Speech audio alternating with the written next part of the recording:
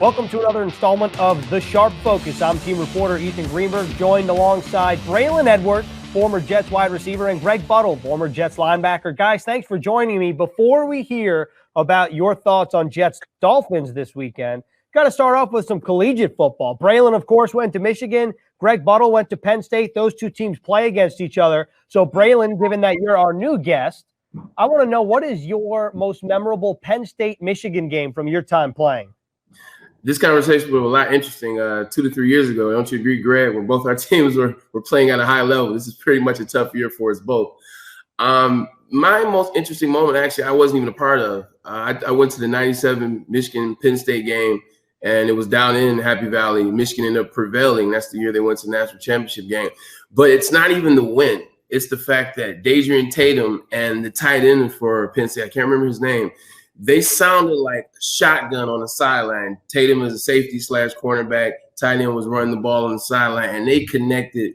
It was one of the loudest things I've ever heard in my life. And neither of them actually played football after that. Adrian Tatum, neither of them were paralyzed, but neither of them played football again. Like, that was Big Ten football at its height. And so that's why I wanted to be in the Big Ten, and obviously I chose to go to Michigan. All right, Greg, what about you? Your most memorable Penn State-Michigan game? Well, considering the fact that during my time in the Flintstones, we never played Michigan. We did play Ohio State, and the Big Ten was a pretty good conference way back then and even today. And I forgot to ask Braylon. Braylon, is Michigan a 2-year school or is that a 4-year school? I can't remember. but bottom line is that it's always a competitive game between a lot of the Big Ten teams, the Michigans, Ohio States, and look at this year, Indiana's doing pretty well too. So, like Braylon said, Penn State is terrible, and I don't know how much worse Michigan could be, but it certainly will be exciting to watch them just because of the competition between the two schools. And I think that's what a lot of people miss is the fans in the stands.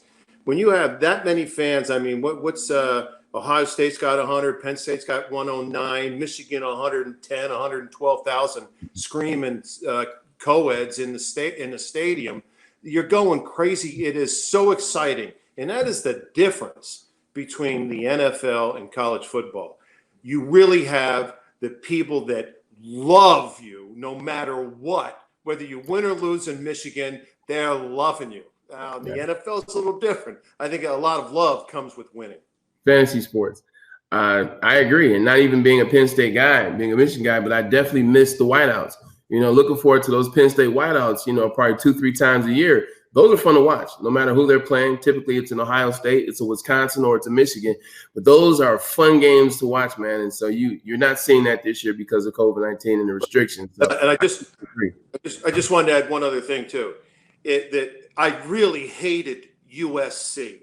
And this is the reason why. If they play that fight song one more time after a score, I'm going to puke. Braylon, am I right or what? USC is very annoying. They have been very annoying over the past 40 years now, starting going back to O.J. Simpson. But they get it done somehow or another. So, I mean, if you don't want to hear the fight song, we got to stop it. I don't think either one of our ball clubs have done a good job of stopping it, including me. I played. Like I said, you're not cheating, you're not trying, right? This is true. All right, that's how we're getting started here on the Sharp Focus. Get the juices flowing a little bit. Braylon, let's start with this in terms of Jets-Dolphins. Let's rewind the clock when you were traded to the Jets. Your first game actually was against the Miami Dolphins, wasn't it? It was. It was October 9th. It was a Monday Night Football October back in 2009. It was. All I remember, it was hot. Like, I was extremely happy to be out of Cleveland. Things just didn't typically go well there for my 4.5-year run. All things come to an end. I get a fresh start with a team that's 3-1, a young quarterback in Mark Sanchez, and a first-year head coach in Rex Ryan. So that was a very fun night. We lost, but it set the precedent for what we would do for over the next year and a half. And was that, correct me if I'm wrong, but was that the game where you had that catch right on the goal line where most people thought you got in, but your knee was down at the one, where you twisted your body like a corkscrew? Right. It actually was a touchdown, but, we got in the next play. It's a team game. We got a running touchdown out of Thomas Jones, and it was just a fun game. Like I said, we lost. We went on to go to the AFC Championship that year and the following. but it just was a different. It was different. Like the experience with the Jets that year just told me like football could be fun again. Like it could be like it was in college. All right, Greg, let's rewind the clock for you. 1982, the Mud Bowl. What was that like? Muddy. It was disgusting. It was disgusting. And I just want to preface this with all the fans because this is a misnomer of sorts. I had the chance to interview the great Don Shula. And when I was interviewing him, I specifically asked about the tarp in the field. And he said, there was no tarp because we had prescription athletic turf, they called it PAT. And they were put down in trays. So if it rained and it died, they could replace a tray. But nobody in the football-eating world could recognize the fact that it was going to rain downpour in Miami for a total week and through the game. That's why the field was muddy. No one ever expected it. And by the time they could get a tarp, it was too late. But that was the biggest memory. All right, now let's fast forward to present time. The Jets are going to host the Dolphins in their second of 2 meetings this season. Braylon, the past couple weeks, the Jets at receiver, they started to stretch the field with Brashad Perriman and Denzel Mims. Those two guys are averaging 21 yards per catch combined. What does that do for an offense when you have two guys that are really stretching the field like that? One, it adds some excitement. And what happens when you add excitement to the offense is you also invigorate your defense. You invigorate your special teams. You invigorate I would say fans, but no fans this year. Like that's what gets people going. You see that the offense is taking shots down the field, which means the offense is confident, which means the defense becomes more confident in getting stops so they can get the offense the ball. And then you slowly but surely open up the run game. If I'm throwing the ball down the field to those guys and they're averaging 20 plus a crack, well, now defenses are tending to go man to man, go more zone, spread it out a little more, try to prevent you from going down the field. Hey, Braylon, for somebody like Denzel Mims and even Brashad Perriman, this weekend they're going to see a lot of man coverage because Brian Flores, a Patriots disciple, they like to press you at the line of scrimmage. With knowing that as a receiver, what do you do? How do you react to that as a receiver, especially that Miami has two very talented corners in Xavier Howard and Byron Jones? Yeah, definitely very talented. The first thing you have to do is you always have to be mindful of the clock. There's a clock that goes off in the quarterback's head, and the receiver and the tight ends, they need to be connected to that clock. So I can't waste a lot of time with unnecessary movements as I'm trying to get open in my route. If I have a curl route, I need to know that I need to fake inside, fake outside, get inside, get up, get stem, come back down to the football. You can't waste a lot of time because what happens is the quarterback is looking at you. He's waiting, and now he has to go to a second read. So first of all, they don't want to waste a lot of time at the line of scrimmage with unnecessary movements. They need to get in and get out. So I would definitely say that. Also, they need to look at how their defenders play. Xavier Howard is really good at using his hands. He's very strong, and he tries to interrupt your route concept. He tries to interrupt that at the line of scrimmage. You got to know that. You got to know what type of routes am I running? What type of releases do I need to do? And you need to work on that with your defense and tell them, hey, this is what I'm going to be seeing. Can you help me out this week? Can you do a little bit of that for me? And talk to the scout guys. Hey, scout guys, I need you guys to be very focused. I need you guys to really get after me so that I can imitate what they will be seeing this coming Sunday. Braylon, when you played, big, tall, of course, physical receiver, is that the kind of matchup that behooves the Jets? It's in their favor, given that Denzel Mims and Brashad Perriman are both tall, physical receivers? It's in their favor if those guys work it to be in their favor. Like Xavier Howard's a big guy too. Like he's not a small guy by any stretch of the imagination. So if you can't just rely on that though, those guys can actually stretch the field. Those guys can run too. Like it's one thing to be big and strong, like a Musa Muhammad. There's another being to be big, strong, and fast, like a Calvin Johnson and Julio Jones. And I think those guys are more on the fast side as well. So mix it up. Like there'll be times where you can be strong at the line of scrimmage, and then there'll be times where you can just do speed releases and get by those guys on the outside. You got to mix it up all game. Like that's what's going to help the Jets pass the game down the field, and that's what's going to help those guys out have confidence against those cornerbacks of the Miami Dolphins. You got to mix it up to keep them off their heels all day. Hey, Greg, the past 2 games for the Jets, over 25 points, 2 consecutive games. What do you attribute the biggest change in this offense to? Well, I think the biggest change is trying to push the ball downfield. I don't care. you know me, and anytime on the Sharp Focus that I'm on, I'm talking about who cares if you run the ball in the first 3 quarters. I don't. Push the ball downfield. See how they're going to react to whatever it is. You may have to go 3 and out. You're not going to throw interceptions. Overthrow the ball. See how they're going to play you. Use 4 wide receivers. Do motion.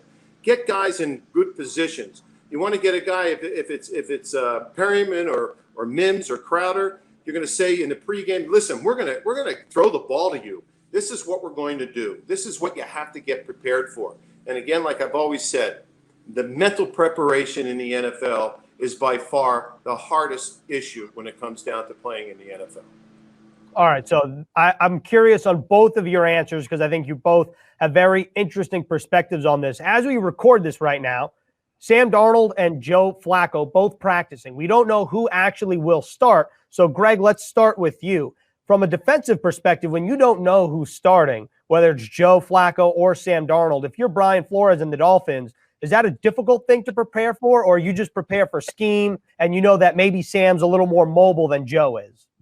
Well, I happen to think that a lot of head coaches lie about that. In other words, Belichick is a guy that loves to keep everyone guessing in the injury report about who's going to play. And everyone says, well, you have to prepare for 2 quarterbacks. No, you don't. You have to prepare for what their game plan is and what your weaknesses are.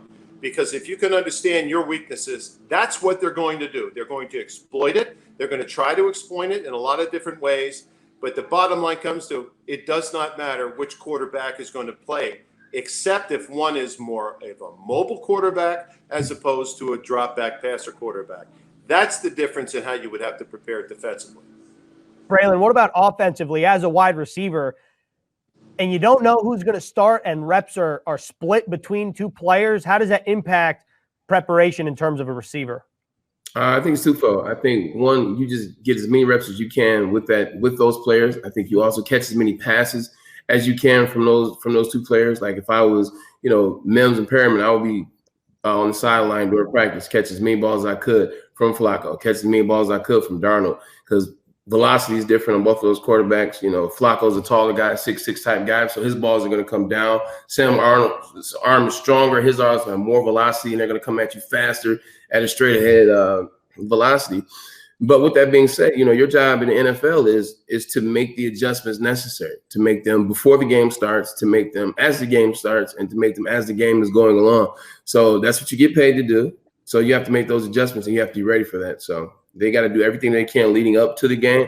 But then if there's some kind of wild card thrown at them, you got to be ready for it. This is your job, and this is what you get paid to do. So, buckle your seatbelt up and let's go.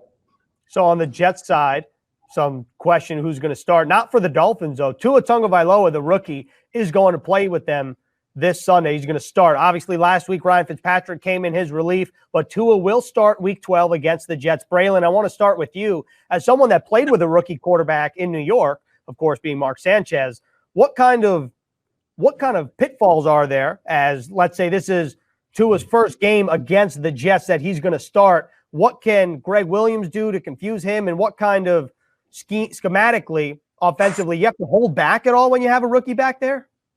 I think first and foremost, the Jets and the Dolphins have a type of rivalry where it tends to be a good game no matter how you play them. Like I remember being in New York and losing to the Dolphins, games that we shouldn't have lost, but it's that rivalry. So you always have to be ready for a rivalry. That's first.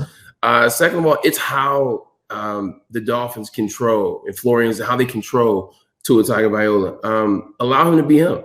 You have to remember why you drafted this kid. You drafted him because he was a leader. You drafted him because he paid attention to detail. You drafted him because he had nice velocity on his passes. He got people involved. He know where to put the ball. Like, that's why you draft him. Like, have that faith, have that confidence in him, and just get him going. Like, I wouldn't hold him back. They were on a 5-game winning streak. I think they're 5-1 in the last 6 games. Don't hold him back. Just ease him maybe into the scheme of the rivalry. But I would just come out firing, throw the ball down the field, get a nice little RPO going, like get something to get him going so that he can have the confidence that he had when they were 5-0. Like, he wasn't tearing it up stat-wise, but they were winning, and he was making plays to help them along those W's. So remember why you drafted him and treat him as such. I think a lot of times coaches get caught up in treating rookies like kids, and you treat them like a kid, then they start acting like kids, and then you start to see, that downfall of the rookie year, if you will. Greg, what about you? If you're Greg Williams or you have Greg Williams' ear, you're telling him to do what to try to slow down this Dolphins offense? Well, listen, they allowed 21 points in the first game in the first half. So they better figure something out in the first half if they want to stay in the football games, that's being the Jets. Tagovailoa, here's a guy he can run the ball. So you're going to have somebody spy him. And I don't mean just sit back 12 yards deep to spy him. I mean, it's almost like you're going to have to creep up on him. Lance Bell and I used to call it hug him up. When you're going to play somebody that's got that ability, you can't wait to have him make you miss. You've got to hug him up. And what happens is a lot of times you are not picked up for a blitz. You could come clean and you can make a play. But at least you have somebody spying on that quarterback. As far as Fitzpatrick is concerned, you've got to put pressure on him because you want him to get rid of the ball faster because he'll throw it up for an interception. So those are two different things. Greg Williams, I'm saying I got some young quarterbacks. The corners played pretty good. I mean, even though I think the average age of the secondary right now is about 2.5 years, that you have to come with pressure in this league or they will eat you up unless you have two Darrelle Revises playing for you. All right. And the Jets, of course, you're talking about, Greg. The Jets started Bryce Hall, who's a rookie on one side, 5th-round pick. Lamar Jackson started on the other side, who's an undrafted free agent. Braylon, I'm curious, as a Dolphins wide receiver, when you see a green secondary, people that are not green as in Jets green, but green as in age, as in very young, what's going through your mind if you're Devontae Parker, knowing that you have some years, you got size, and you're going up against somebody who might be making his second career start in the NFL? I'm excited. I think twofold. One, I'm excited. I'm excited to see that I have a chance to go against somebody that not necessarily was a starter or was a high draft pick or someone that they're very high on, if you will. There's someone that's kind of filling a void. That would be my thought process, and I would go into the game as such. I would say, hey, these are the routes that I like. These are the routes that are my signature routes. These are the routes I think will get me open, will give us a good shot at getting the ball down the field. But then also you have to be mindful, like not every green player that comes in lacks ability or lacks talent, or they just went to a certain school and they were overlooked, or they were on a team they were playing behind someone that's very good, and now here's their shot. So you can't be too arrogant, you can't be too cocky when you walk in. You have to understand that this is what I like, this is what will get me open, this will give us the best chance. But at the same time, I gotta see this individual for myself. Like, I have to go against him. I have to see what they can do. I don't want to judge them beforehand, and you end up, he's putting you on the sidelines. He's not allowing you to get off the ball. So you have to be very mindful of not being too arrogant, but you also have to go with what works for you. What's your signatures, kind of like in a game like this? Greg, this Dolphins defense tied for second in the NFL with 17 takeaways. They like to take the ball over. We've talked about Xavier Howard on this edition of the Sharp Focus. He ties the NFL lead with 6 interceptions. So if you're Dowell Loggins, the offensive coordinator, you're Adam Gase, how wary are you of that? And are you almost more conservative knowing that they like to take the ball away? Or do you just say, you know what, we have to do what we do. We have to stick to what we did the past 2 games, which is try to stretch the field and take those shots? I'm not as scared of no Howard. Let's just put it this way. I don't find that's going to be here or there. You're going to have to test corners with your wide receivers. If you don't, well, then what are you playing the game for? What are you coaching for? Test them. I've said it 1,000 times. Players make plays. Coaches don't. That play calling stuff is to me, it's just part of what the game is. But the players are the ones that make the plays. Give your players the chance to make a play. And if you do that, you'll have enough talent that these guys, sometimes they'll drop it. If you got a good receiver like a Braylon Edwards going to fight for the ball, if it's a short pass or it's up in the air, it's going to fight you for it. Well, then that even makes it better for you. So to me, I say air it out, take some chances, and make something happen on a football field.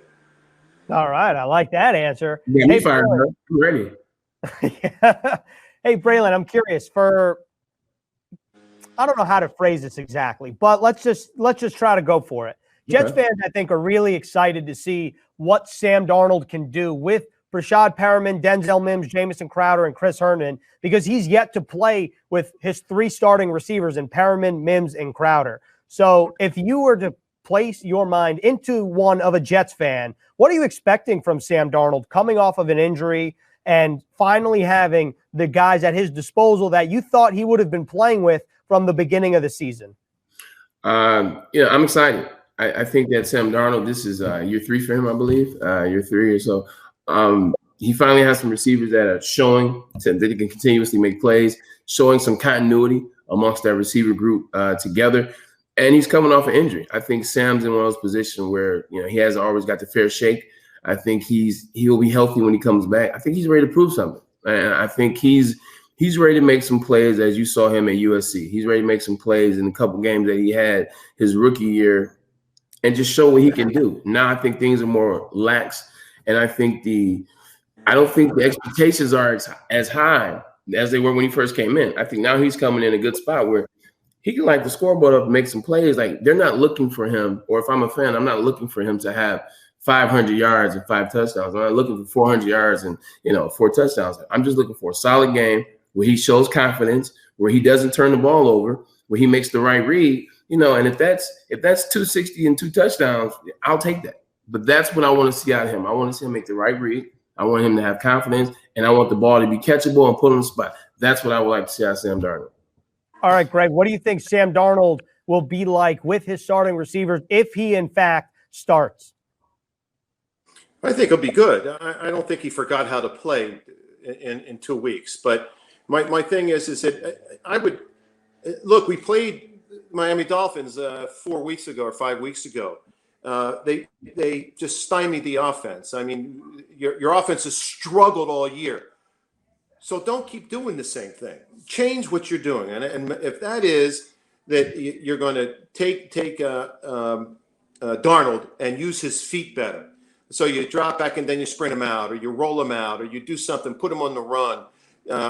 If he knows that it's going to be man-to-man, I'm hitting Mims, I'm hit Perryman. I'm going to throw the ball there if I see that. So my thing is, I think you have to let Darnold be Darnold. Don't make him be Flacco, and don't make Flacco be Darnold. I think that's the best thing I can tell you. All right. So Jets-Dolphins, always fun when it's a division rival. And so I figured we'd end with this. Jets-Dolphins have had some great clashes in the past. And Braylon, we're going to end with you because a little birdie told me that when you got traded here, Bart Scott actually gave you a pair of boxing gloves in your locker. Is that right? He did. Bart gave me a pair of boxing gloves right when I got there. I've known Bart since high school. Bart's from Detroit, so am I. He went to Southeastern High School. I went to Martin Luther King, and they're not too far from each other.